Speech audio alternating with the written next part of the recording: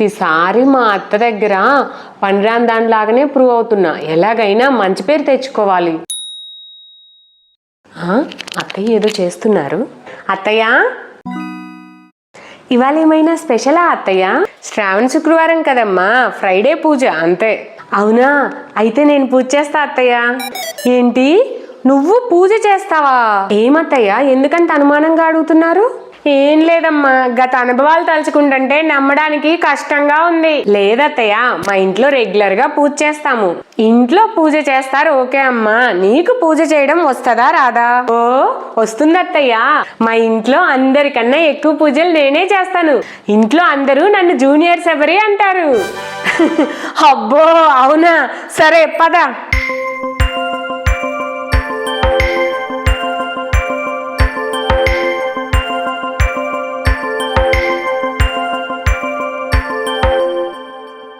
అయ్యో, టైం 12 కావస్తుందమ్మా. లోపల పూజ నేను కంప్లీట్ చేస్తాను. హారతి ఇచ్చి కొబ్బరికాయ నేను కొట్టేస్తాను. ఈ లోపు నువ్వు వెళ్ళి తులసమ్మకే పూలు పసుపు కుంకుమ పెట్టి ముగ్గు పెట్టుకోమ్మా.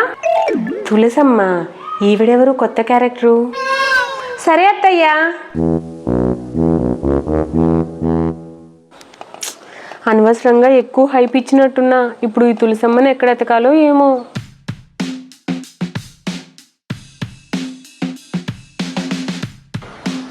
ఈ బిల్డింగో ఆమది.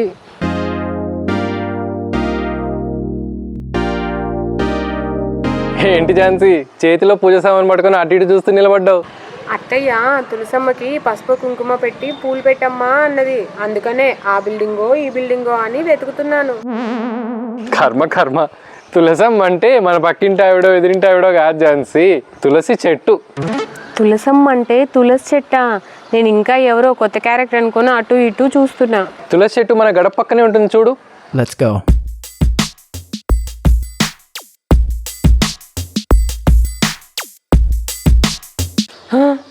ఇన్ని చెట్లలో తులసి చెట్టుని ఎట్లా గుర్తుపట్టాలి? గడప పక్కనే ఉంటుంది అన్నాడు కదా మా ఆయన, మేబీ ఇదే అయి ఉండొచ్చు. పూజ స్టార్ట్ చేద్దాం.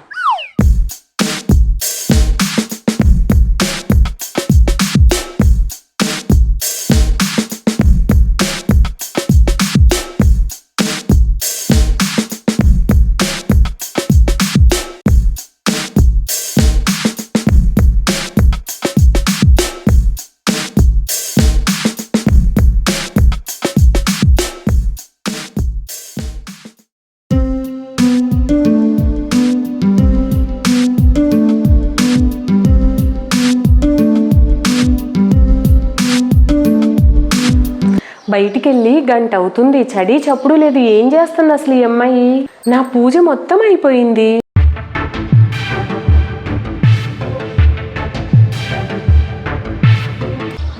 అసలు ఏం చేస్తుంది ఈ అమ్మాయి? ఏంటి ఝాన్సీ, ఏం చేస్తున్నా? మీరేగా తులసమ్మకి పసుపు కుంకుమ పూలు పెట్టి పూజ చేయన్నారు. దీపం పెడితే పూజ అయిపోయినట్టే అత్తయ్య. అంతా బాగుంది కానీ తులసి చెట్టుకు చేస్తే ఇంకా బాగుండేది.